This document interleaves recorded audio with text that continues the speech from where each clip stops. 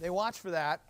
So what they do is they go and they steal a meter off a vacant house. They put it on there so they have, power without doing some sort of a jump. And, so they have the power, and then a few days before the meter reader comes, they pull it out, put the one that should be on there, and they show that normal amount of usage. Now you might say, well, how do they do that? There's those little gray little locks. How do they? Don't worry, they've already paid off the meter reader. So they know what day they're coming, and they bought the locks from them. So, and here's how they pay the meter reader with a bag. Here you go. There you go.